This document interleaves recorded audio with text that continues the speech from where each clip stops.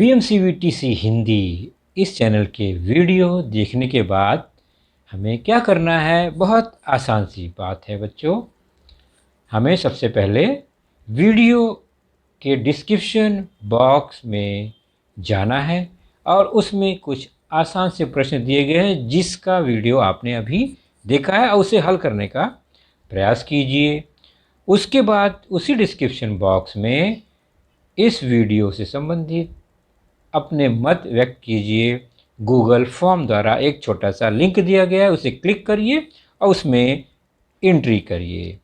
और अंत में जाते जाते हमें इस चैनल को लाइक करना है, सब्सक्राइब भी करना है ताकि आने वाले वीडियो की जानकारी आपको मिलती रहे। तो है ना आसान सा काम? चलिए देखते हैं अपना वीडियो।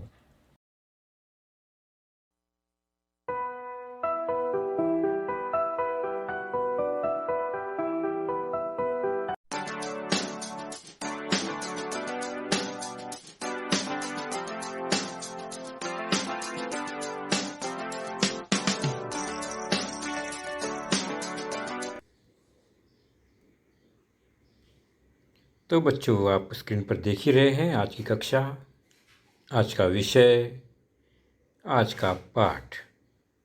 तो आज की कक्षा 10वीं, विषय गणित जिसका भाग पहला और पाठ है दूसरा, क्वाड्रेटिक इक्वेशन जिसका दूसरा भाग आज हम जानेंगे, अर्थात वर्ग समीकरण का दूसरा भाग।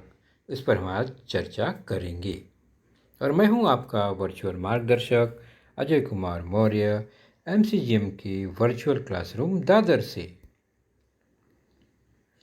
तो सबसे पहले हमने अपने पहले भाग में देखा वर्ग समीकरण क्या है और उसका मानक रूप क्या होता है। तो जैसा कि हमने जाना, वर्ग समीकरण का मानक रूप चरांकों के घात 2 से शुरू होकर वह घटते क्रम में आएगा, जैसे कि x² + bx + c बराबर 0।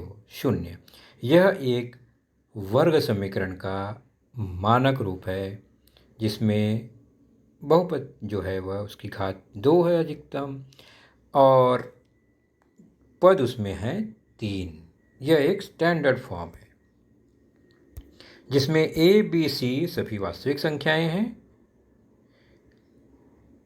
सिर्फ ध्यान देने वाली बात यह है कि a जो है वो 0 के अलावा कोई वास्तविक संख्या है, क्योंकि a अगर 0 हो जाएगा तो x की घात भी 0 हो जाएगा, तो अब यह वर्ग समीकरण ही नहीं रहेगा। इसलिए वर्ग समीकरण को जिंदा रखने के लिए a का शून्येतर होना अति आवश्यक है। तो ये रहा वर्ग समीकरण का एक मानक रूप।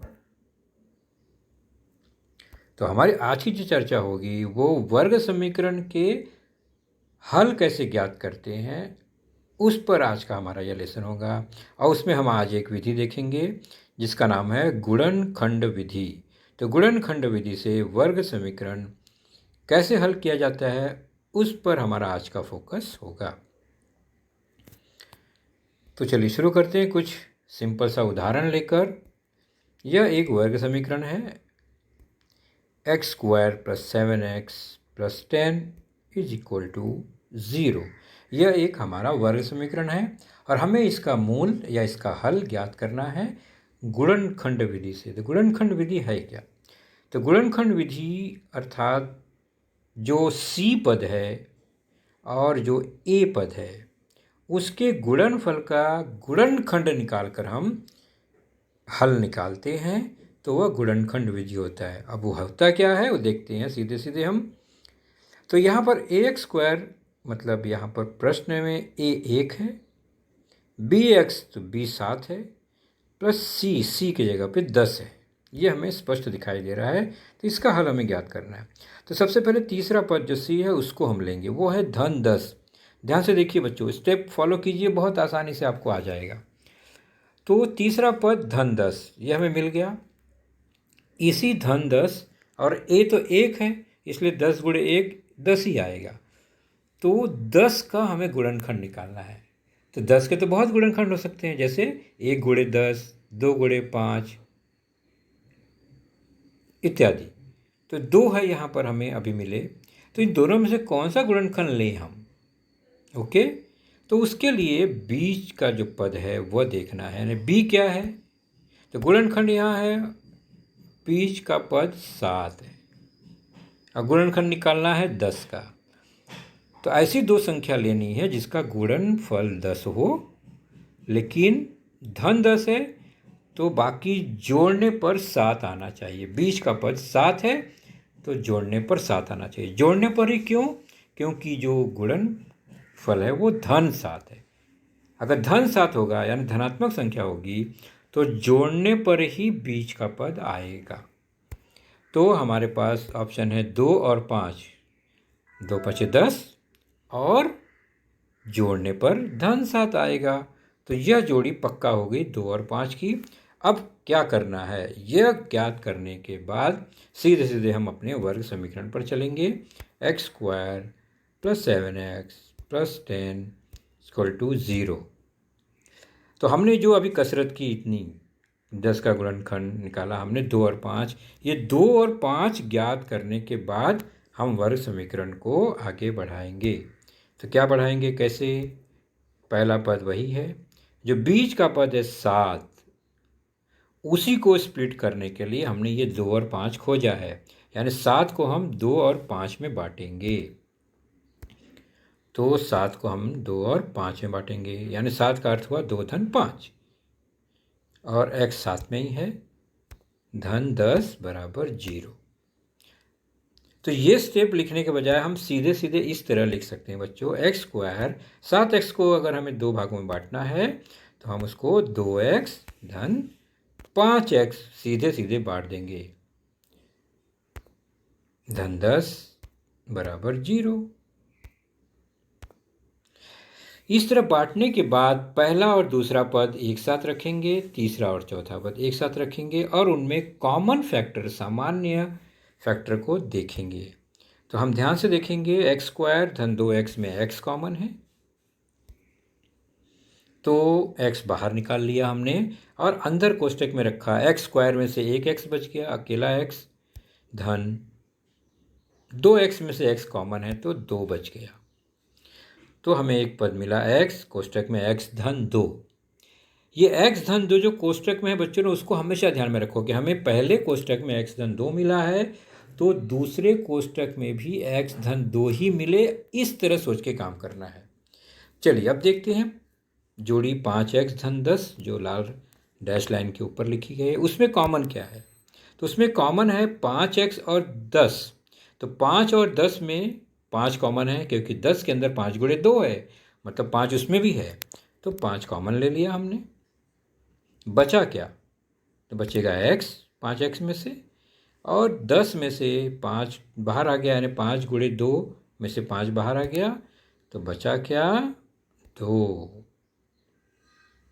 तो कोष्टक में x धन 2 दोनों में आ गया। तो तीसरा पद जो था 10, वो 5 गुणे 2 है, तो उसमें से 5 कॉमन ले लिया। और बीच का पद जो 7 है वह 5 धन 2 है या 2 धन 5 है, तो ये ध्यान रखना है हमें।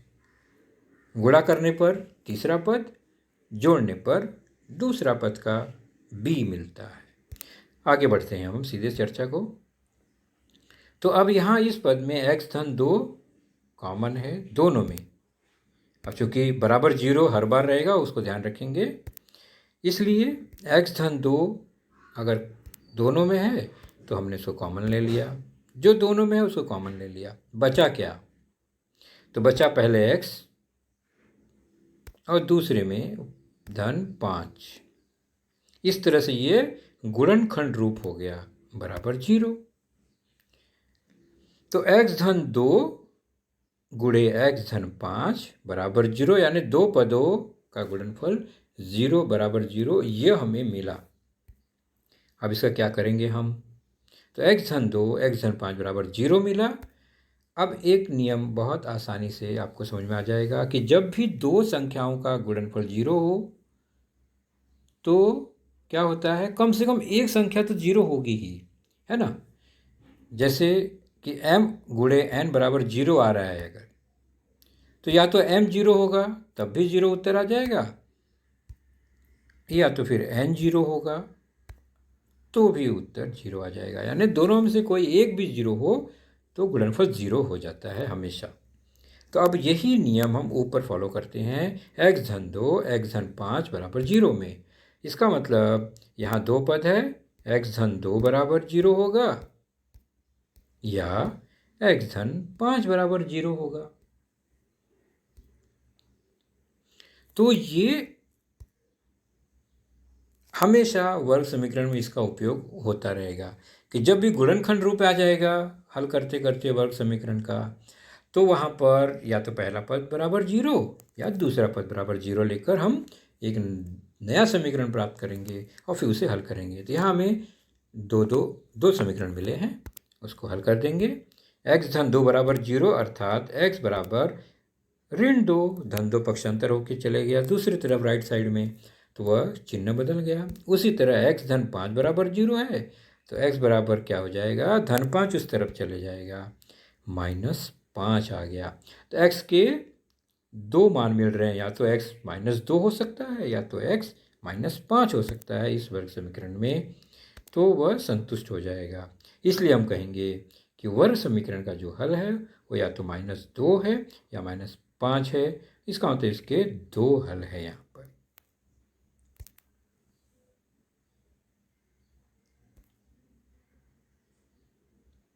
चलिए अगला एक उदाहरण और लेते हैं।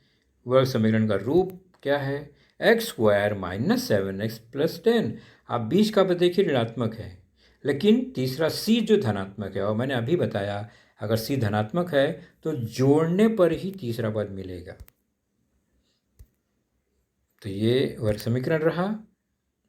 c धन 10 है, गुणनखंड ऐसा हो कि गुणा करने पे धन 10 आए और जोड़ने पर ऋण 7 आए, बीच में -7 है। तो धन 2 धन 5 लेंगे तो गुणा करने पे धन 10 आएगा, लेकिन जोड़ने पर तो धन 7 आएगा, इसलिए यह नहीं चलेगा। ऋण 7 आना चाहिए, तब भी दोनों चिन्ह समान ही होने चाहिए, मतलब -2 और -5 इसको जोड़ेंगे तो -7 आता है और गुणा करने पे धन 10 ही आता है। इसलिए अब हम क्या करेंगे, -2 और -5 का उपयोग करके वर्ग समीकरण को आगे बढ़ाएंगे। तो इसलिए ऋण 7 को हम कैसे बांटेंगे, अब स्प्लिट करेंगे, ऋण 2 ऋण 5 में बांटेंगे। ये स्टेप लिखना बहुत ज़रूरी नहीं है बच्चों, जो मैंने अभी लिखा है आपको। हमने ऋण 7 को ऋण 2 ऋण 5 में हम डायरेक्ट बांट सकते हैं। कैसे, x² -2x -5x, सीधे हमने ऋण 7x को बांट दिया, -7x को हमने स्प्लिट कर दिया -2 और -5x में, और धन 10 बराबर 0 वो हमेशा रहेगा। अब ये चार पद हो गए, जोड़ी जोड़ी बना लेंगे, कॉमन लेंगे जैसा कि हमने सीखा है। कॉमन लिया x, बच गया x माइनस 2x में से x कॉमन, तो 2 मिल गया। फिर अब यहाँ पर -5 और +10 में से 5 तो कॉमन है पक्का, लेकिन -5 अगर हम कॉमन लेते हैं तो x प्लस हो जाएगा, और अगर 5 कॉमन लेते हैं तो -x बच जाएगा। और आप पहला हिस्सा देख रहे हैं तो x -2 जो कोष्टक में है वो x प्लस के रूप में है, इसलिए हमें -5 को कॉमन लेना है, ये ध्यान रखें। -5 कॉमन ले लेंगे तो अंदर कोष्टक में चिन्ह यह धन x हो जाएगा, और -2 और -5 के गुणनखंड में से -5 बाहर आ गया तो अंदर -2 बचेगा। यह बहुत इम्पॉर्टेंट स्टेप है बच्चों। यहाँ पर x -2 अब देखिए दोनों जगह समान दिख रहा है, बराबर 0 तो है ही है। अब x -2 दोनों में होने के कारण वह कॉमन हो जाएगा, और जो बचा हुआ फैक्टर है x और -5 वह एक कोष्टक में आ गया, बराबर 0। यहाँ पर अब मिल गया हमें दो पदों का गुणनफल 0। ऐसी स्थिति में क्या करते हैं, x -2 बराबर 0 होगा या x माइनस 5 बराबर 0 होगा, ये हमने जाना है। तो इसको हल कर देंगे सीधे सीधे। तो पक्षांतर होने पर x बराबर -2 हो जाएगा, -2 पक्षांतर होकर, और x माइनस 5 में -5 का जो पक्षांतर होगा तो +5 हो जाएगा, -5 हो जाएगा। इस प्रकार इन दिए गए वर्ग समीकरण का जो मूल है या हल है वह है 2 और 5, -2 -5। अब धीरे धीरे आसान लगने लगा होगा आपको। तो स्टेप क्या फॉलो करना है, पहले वर्ग समीकरण को देखेंगे, उसके बाद उसके ए पार्ट को देखेंगे। ए 1 है और सी 8 है, उसका गुणनखंड निकालेंगे। यहाँ 1 होने के कारण सीधे हम 8 का गुणनखंड निकालते हैं, लेकिन ऐसा प्रश्न होगा तो हमने देखा 8 का गुणनखंड निकालते हैं, लेकिन अब ये प्रश्न बदल गया, 3 आ गया ए की जगह पर। अब कैसे निकालेंगे? क्या अब हम ए का ही गुणनखंड निकालेंगे? नहीं, हम ए और सी को इकट्ठा करेंगे। हमेशा 8 त्रिक 24 हो गया, बस ए और सी का गुणा किया 24। अब 24 का ही गुणनखंड निकालेंगे। और कैसे निकालेंगे कि 20 का पद जो है जोड़ने पर 11 आना चाहिए।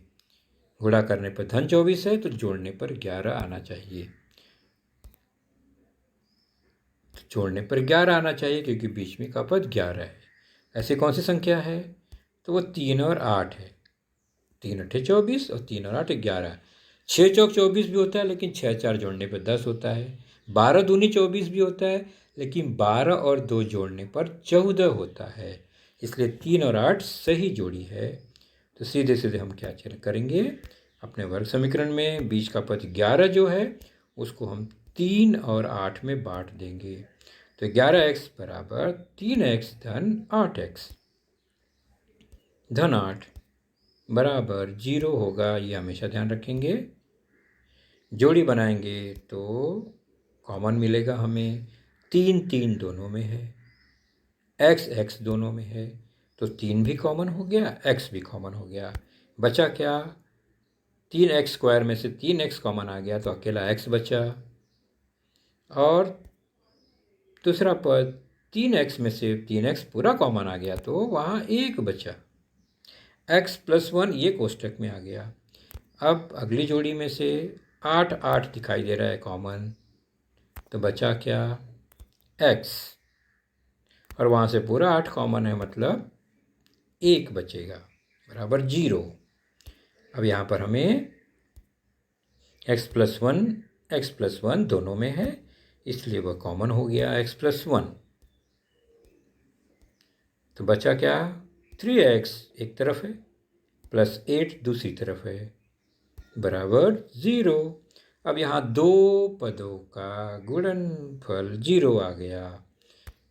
इसका मतलब या तो पहला पद 0 या दूसरा पद 0। तो अब हल करेंगे तो x बराबर पक्षांतर किया -1, और इसको पक्षांतर करेंगे तो 3x = -8। 8 को पक्षांतर किया, इसलिए x बराबर 3 से भाग दे दिया, -8/3, अर्थात दिए गए वर्ग समीकरण का हल -1 और -8/3 है। तरीका वही है, वही स्टेप फॉलो करना है।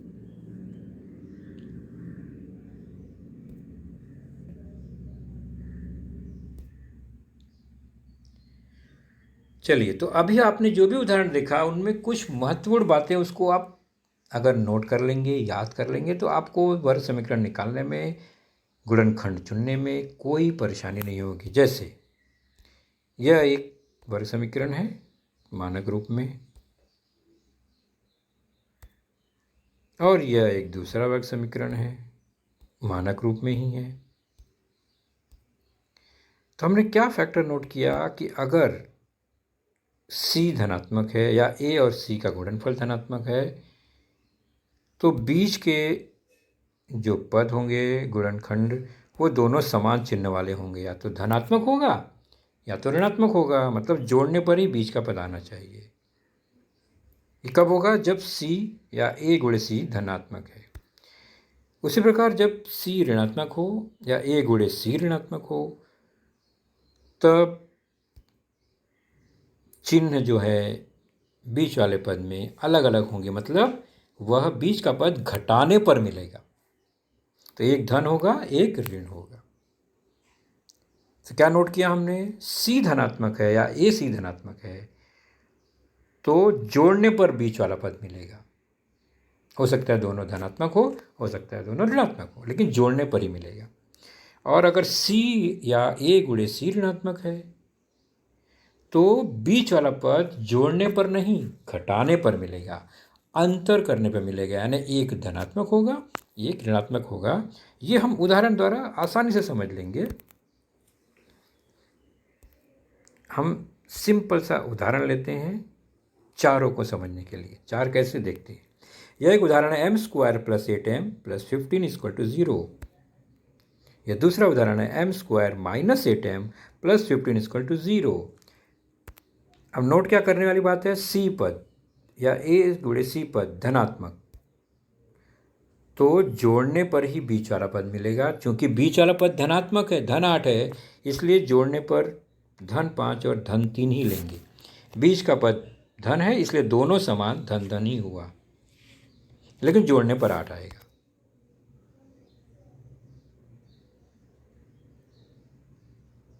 और यहाँ सी फिर धनात्मक है, लेकिन बीच का पद ऋणात्मक है, तो दोनों ऋण ऋण आएगा, लेकिन जोड़ने पर ही -8 आएगा।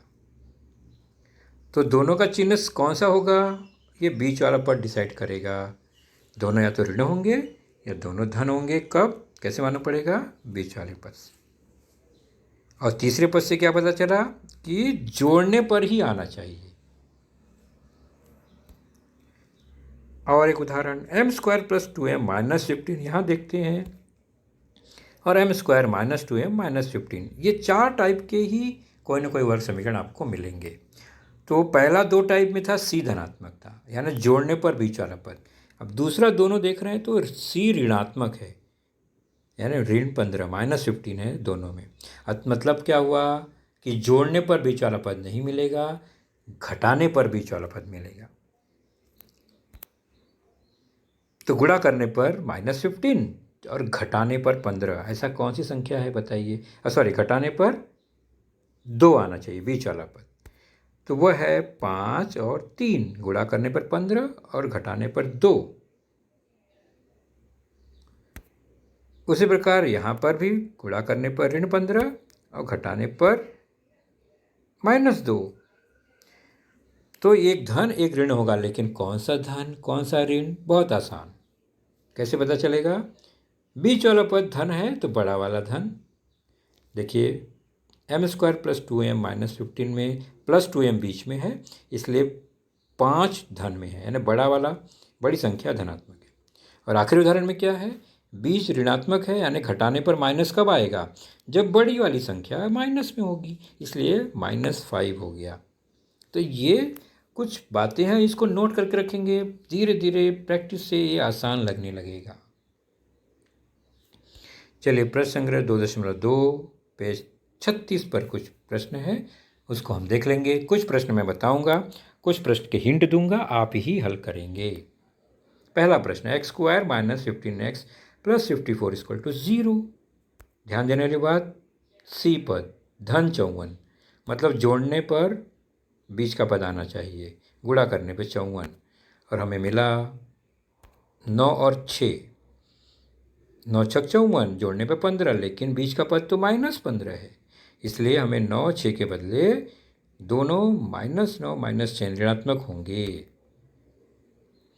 तो हम -15 को बांट देंगे -9 -6 में, +54 = 0 हो गया। कॉमन ले लेंगे, जैसा कि हमने सीखा, x कॉमन, बीच में आ गया x, -9 बचा x कॉमन लेने के कारण। और यहाँ पर -6 कॉमन लेंगे ताकि +6 बचे कोष्टक में। उसी प्रकार -6 कॉमन के कारण -9 कोष्टक में बचा। 9 × 6 = 54 है, तो 6 बाहर तो 9 अंदर, बराबर 0। अब x -9 दोनों में है, कॉमन हो गया।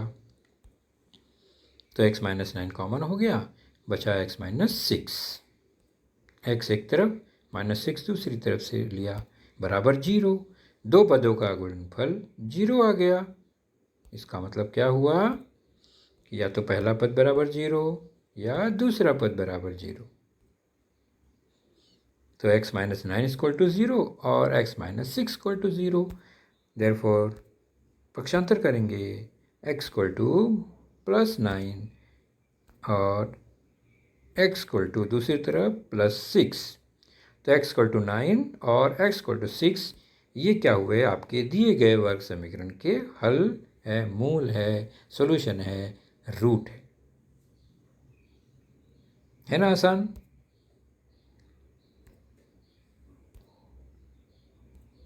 दूसरा प्रश्न, -20 है, मतलब गुणा करने पर -20, घटाने पर 20 का पद मिलेगा, ये ध्यान रखेंगे, जोड़ने पर नहीं। यानी एक धन होगा एक ऋण होगा, तो गुणा करने पर 20, तो 4 पचे 20, लेकिन इनको घटाने पर -1 आएगा, और -4 और +5 लेंगे तो घटाने पर +1 आएगा।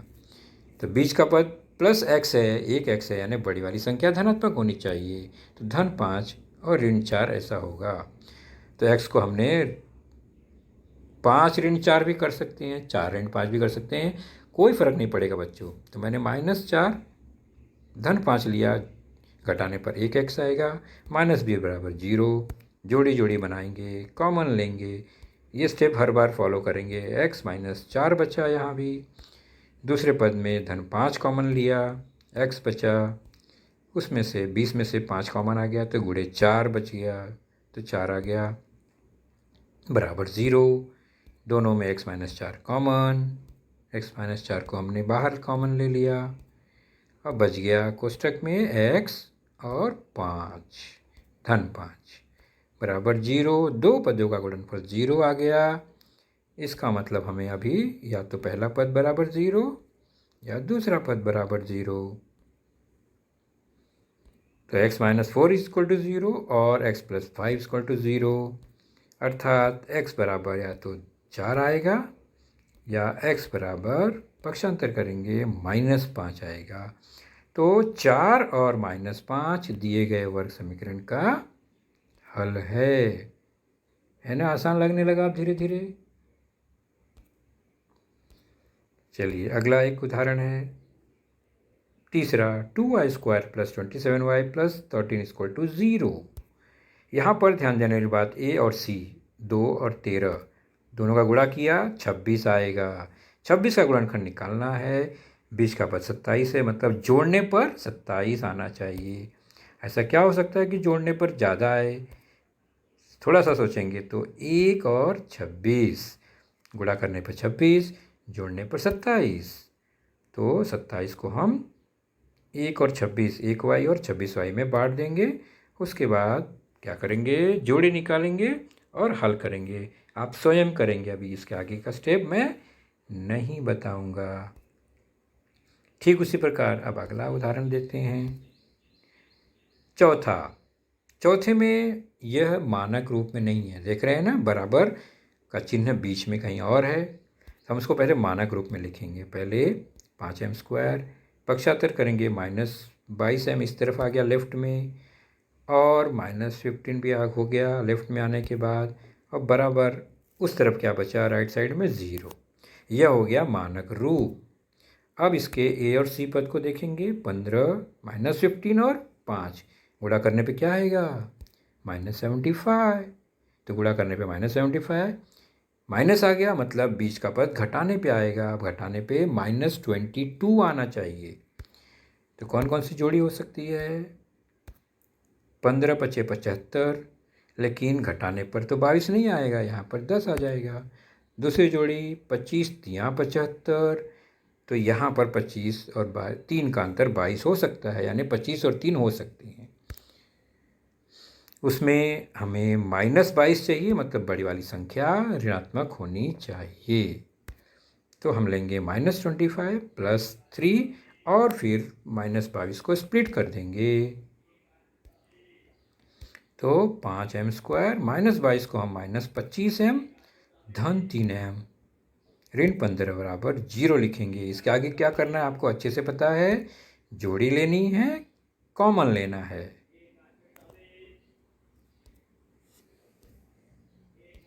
और एक उदाहरण देखते हैं, 6x minus 2x equal to 1। यहाँ पर भी मानक रूप नहीं है, बटे x है, तो पहले क्या करेंगे, हम दोनों पक्षों में से x हटाना है, तो गुणा कर देंगे x से, तो x हट जाएगा जो बटे में है।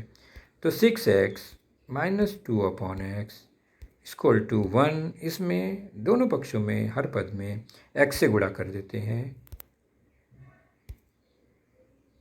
तो क्या होगा, 6x स्क्वायर हो गया, दूसरी तरफ से x कट गया, बचा -2, और तीसरी तरफ बचा केवल x। इसको पक्षांतर करके मानक रूप में लिखेंगे, 6 का स्क्वायर, x आ गया लेफ्ट में -x, -2 पहले से ही है, और उस तरफ राइट साइड में बचा 0, हो गया ये मानक रूप। अब 6 और 2 का गुणा होगा, a और c आएगा -12। तो ऋणात्मक संख्या आई मतलब घटाने पर बीच का पद आना चाहिए, और ऋणात्मक है मतलब बड़ी संख्या ऋणात्मक होनी चाहिए। 3 चौक 12, और 3 और 4 का अंतर 1 होता है, तो बड़ी संख्या जो है माइनस में होनी चाहिए, तो ऋण 4 और धन 3 होगा। तो -x को हम 3x और -4x में बांट देंगे।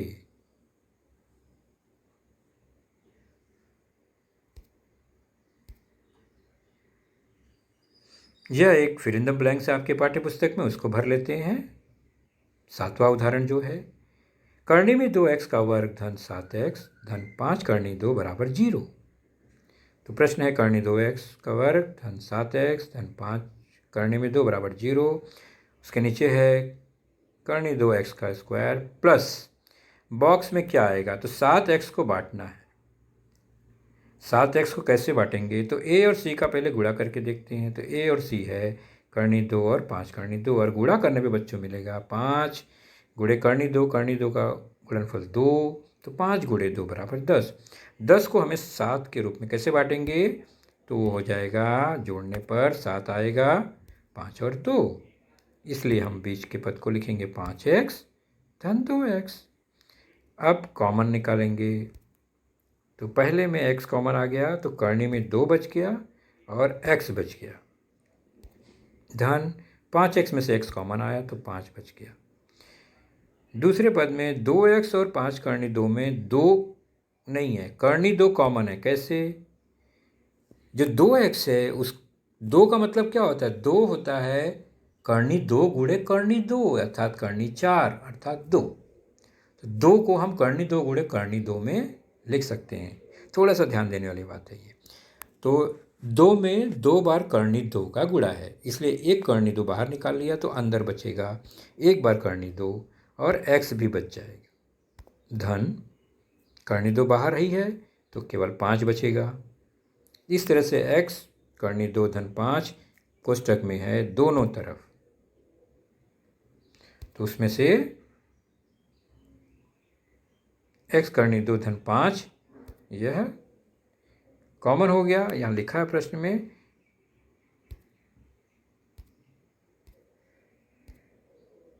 और x प्लस करनी 2 जो बचा है वो दूसरे ब्रैकेट में हो गया। हल करने पर करनी 2 धन 5 पहला पद 0 या दूसरा पद 0, और इसको जब हल करेंगे तो x बराबर ऋण 5 बटे करनी 2 आएगा, और दूसरी तरफ x बराबर माइनस करनी 2 आएगा।